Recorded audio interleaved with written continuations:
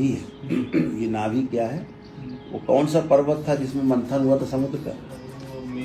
हाँ ठीक, सुमेरु। क्या बोलते हैं? सुमेरु। नाभि क्या है? सुमेरु पर्वत। ठीक, चलते हैं आगे, चलते हैं। नाभि है सुमेरु पर्वत, ये नीचे अपान, ऊपर प्राण। ये देवता लगे हैं इस तरफ, और इधर दैत्य लगे हैं नीचे गंदगी में, नीचे तक दोनों तरफ से रस्सा खींची खाची हो रही है। इधर की वायु इधर, ये इस पे प्रहार कर रही है, वो उस पे प्रहार कर रही है। मंथन चल रहा है नाभि के पास, यही समुद्र मंथन है। ये नाभि चल रही है, विचारों का मंथन वायु उसी अनुसार चल रही है, टक्कर मार रही है। जो भारी पड़ जाएगा वही जो है अमृत पाएगा। तो नाभि में अमृत, अमृत अभी देखिए 14 रत्न निकलते हैं, तो ये टक्कर मार रही है। तो सुमेरु का काम क्या है? बैलेंस करना। क्या बैलेंस कर रही? एक होती समान वायु, वो आती है फिर बीच में, वो बैलेंस करती है, इसे समान नाम। हाँ, तो इससे कच्चा विष पैदा होता है।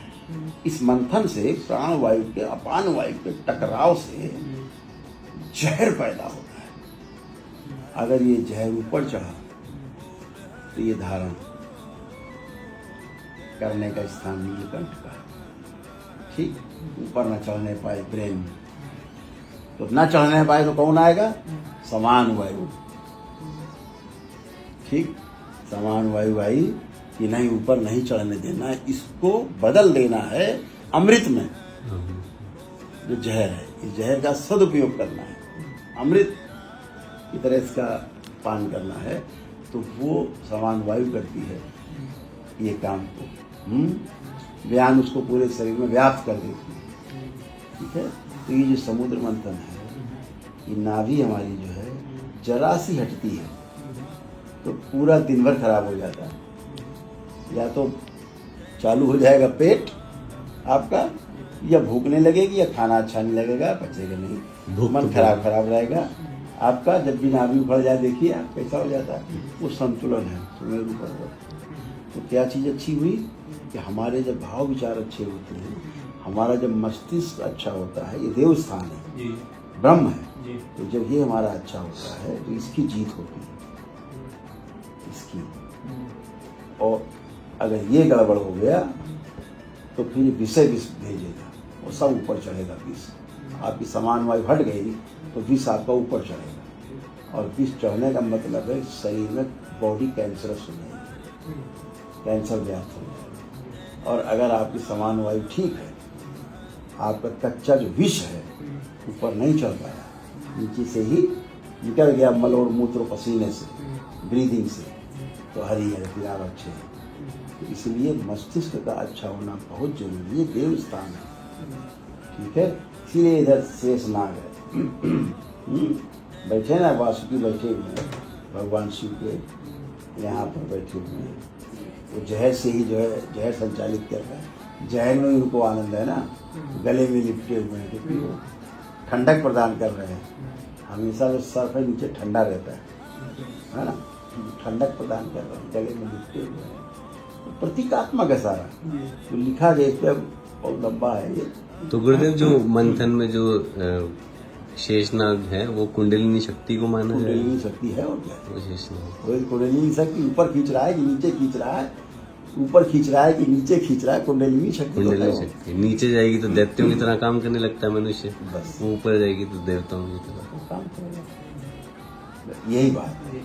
तो देव स्मृतियाँ और दैत्य स्मृतियाँ, अच्छे भाव विचार, बुरे भाव विचार, सकारात्मक या नकारात्मक। सकारात्मक देव स्मृति है, नकारात्मक दैत्य स्मृति है, इन दोनों का मंथन है। तो ज़्यादा जो भारी पड़ जाता है उससे फिर विष उत्पन्न होता है, विष से स्वेलिंग उत्पन्न होती है मस्तिष्क में, स्वेलिंग से फिर ट्यूमर बनने लगते हैं धीरे धीरे, रक्त और ऑक्सीजन की सप्लाई कम होने लगती है ब्रेन में, फिर वहाँ ट्यूमर बनने लगते हैं। क्योंकि रक्त में जो हीमो होता है, हीमो का काम होता है जहाँ पर खून की सप्लाई हुई है वहाँ पर जा कर के वो रक्त ने अपना काम किया आखिरी लास्ट ब्लड वेसल्स तक, और वहाँ पर चीज़ों को, ऊर्जा को जलाया, ऑक्सीजन भी साथ में गई तो चीज़ों को जलाया, वहाँ कार्बन जो बना, ऊर्जा बनी, ऊर्जा कंज्यूम हो गई, जो कार्बन बना तो फिर से रक्त जाता है, उस कार्बन को अपने में समेट के लाता है और फिर इससे निकालता है, उसको हम बोलते हैं कार्बन डाइऑक्साइड। तो कार्बन को इससे निकाल लेते हैं, ठीक है, एक रास्ता है कार्बन निकलने का।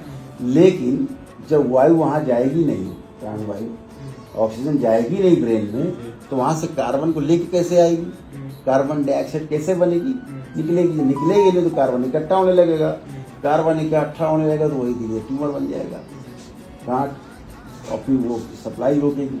फिर ब्रेन कहेगा कि भैया अवरोध हो रहा है यहाँ पर, तो खोलने का प्रयास करेगा, खोलने में ब्रेन ट्यूमर फट जाएगा, ट्यूमर फटा, बोले क्लॉटिंग हो गई, बोले क्लॉट आया, हार्ट फंस गया, बोले हार्ट अटैक हो गया, फंस गया, बोले लकवा मार गया।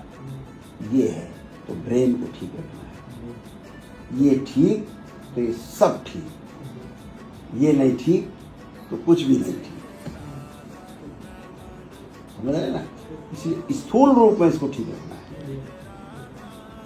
है। जैसे हमेशा ठीक बच्चों का ठीक है, और अपना प्राणायाम और सब कर रहे हैं, आसन प्राणायाम कर रहे हैं, उससे उनका ठीक रहता है, बना रहता है। लेकिन अब गड़बड़ हो गया है तो अब ये औषधि से ठीक होगा। और संसार में ऐसी कोई औषधि आज तक नहीं बनी है जो ब्रेन की स्वेलिंग को दूर कर दे, न खाने वाली न लगाने वाली।